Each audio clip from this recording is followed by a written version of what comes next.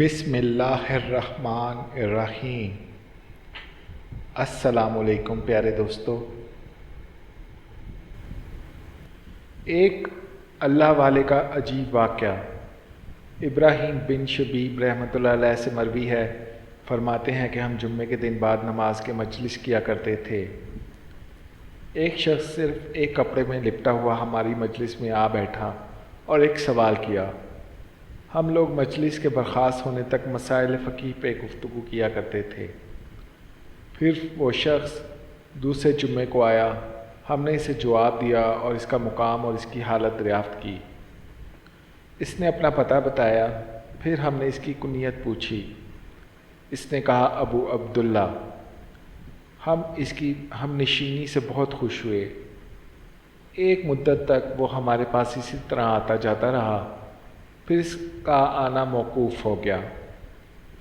ایک بار ہم اس کی ملاقات کے ارادے سے اس بستی میں گئے اور اس کے بارے میں دریافت کیا۔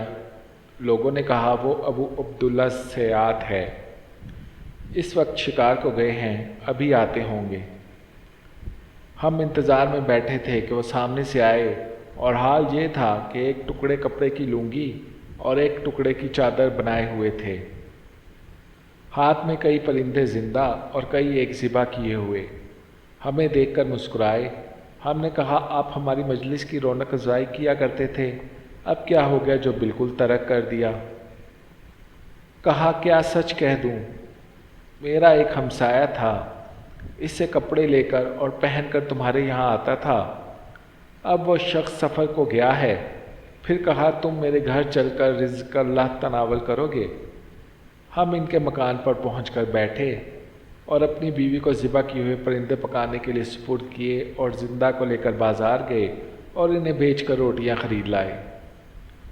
اتنی دیر میں بیوی نے سالن تیار کر رکھا تھا۔ ہم کھانا کھا کر چلے تو آپس میں گفتگو ہونے لگی کہ تم نے اس شخص کی ناداری کی حالت اور نیک بختی کی کیفیت دیکھی، اور تم میں قدرت بھی ہے کہ اس کی اتنی مدد کرو جس سے وہ اپنی حالت سنبھال سکے۔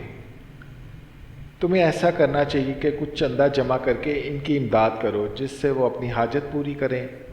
چنانچہ ہم نے آپس میں تعین کر کے 5000 درہم جمع کیے اور ان کو دینے کے لیے پھر اس گاؤں کو لوٹ چلے۔ جب ہم پہنچے تو میر بصرہ محمد بن سلیمان جھروکے میں بیٹھے ہوئے تھے۔ غلام سے کہا ابراہیم ابن شبیب کو میرے پاس بلانا۔ جب میں ان کے پاس گیا تو انہوں نے دریافت کیا کہاں سے آئے ہو، کہاں جا رہے ہو؟ میں نے سارا قصہ کہہ سنایا۔ امیر نے کہا اس کا مجھ پر تم سب سے زیادہ حق ہے، اور اسی وقت 10,000 کا توڑا منگا کر اور ایک نوکر کے کندھے پر رکھوا کر میرے ہمراہ کر دیا۔ میں اور خوش ہوا اور جلدی سے اس گاؤں کی طرف روانہ ہوا اور ان کے دروازے پر پہنچ کر سلام کیا۔ وہ جواب دیتے ہوئے باہر نکلے۔ جب میرے ہمراہ نوکر کو اور اشرفیوں کے توڑوں کو دیکھا تو ان کے چہرے کا رنگ متغیر ہو گیا اور کہنے لگے اے شخص تجھے مجھ سے کیا دشمنی؟ کیا تو مجھے فتنے میں ڈالنا چاہتا ہے؟ میں نے کہا اے ابو عبداللہ بیٹھ جاؤ۔ واقعہ یہ ہے، چنانچہ میں نے سارا قصہ کہہ سنایا۔ میں نے کہا تم جانتے ہو کہ وہ ایک ظالم امیر ہے، تم خدا کے واسطے اپنے نفس کو بچاؤ اور یہ لے لو۔ یہ سن کر ان کا غصہ اور تیز ہوا۔ اسی وقت گھر میں جا کر دروازہ بند کر لیا۔ میں نا امید ہو کر امیر کے پاس لوٹ آیا اور بغیر سچ کہنے کے کوئی چارہ نہ تھا۔ ناچار واقعہ بیان کیا، سنتے ہی کہنے لگا یہ شخص خارجی معلوم ہوتا ہے، اور غلام سے کہا تلوار لے آؤ۔ جب وہ لے آیا تو میرے ساتھ کر دیا اور کہا ان کے ساتھ جا کر اس کا سر کاٹ لاؤ۔ میں نے کہا خدا امیر کو سلامت رکھے، اس شخص کے معاملے میں خدا سے ڈرو، ہم نے اس کو دیکھا ہے، وہ خارجی نہیں ہے، میں انہی کو تمہارے پاس بلاتا ہوں۔ راوی کہتے ہیں میرا مقصود ان کو اس سے بچانا تھا۔ اس پر امیر کو اطمینان ہوا اور میں روانہ ہو کر ان کے دروازے پر پہنچا اور سلام کیا تو ان کی بیوی کو روتا ہوا پایا۔ کہنے لگی کچھ خبر بھی ہے؟ تمہارے ابو عبداللہ کا کیا قصہ ہوا؟ میں نے کہا ان کا کیا حال ہے؟ کہا انہوں نے گھر میں آ کر جو کچھ ان کے پاس تھا رکھ دیا اور وضو کر کے نماز پڑھی اور میں نے انہیں یہ دعا کرتے سنا کہ اے اللہ مجھے اپنے پاس بلا لے اور فتنے میں نہ ڈال۔ یہ کہتے ہوئے لمبے لیٹ گئے۔ میں ان کے پاس پہنچی تو ان کا انتقال ہو چکا تھا اور یہ ان کی لاش موجود ہے۔ میں نے کہا اے بیوی یہ ہمارا بہت ہی بڑا قصہ ہے، بس اب اس کا ذکر ہی نہ کرو۔ یہ کہہ کر ویسے ہی لوٹ کر میں امیر کے پاس آیا اور سارا حال میں نے اس سے بیان کیا۔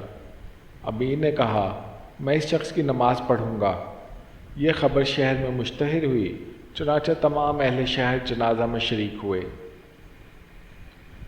بے شک دنیا میں ایسے اللہ والے بھی گزرے ہیں کہ جو ساری زندگی اپنے آپ کو دنیا سے بچاتے رہے اور جب دنیا میں پھنسنے کا وقت آیا تو دنیا ہی سے چل بسے۔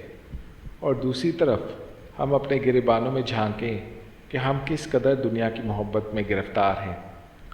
اللہ تعالی ہم سب کو اس واقعے سے سبق حاصل کر کے آخرت کی توفیق عطا فرمائے۔ آمین یا رب العالمین۔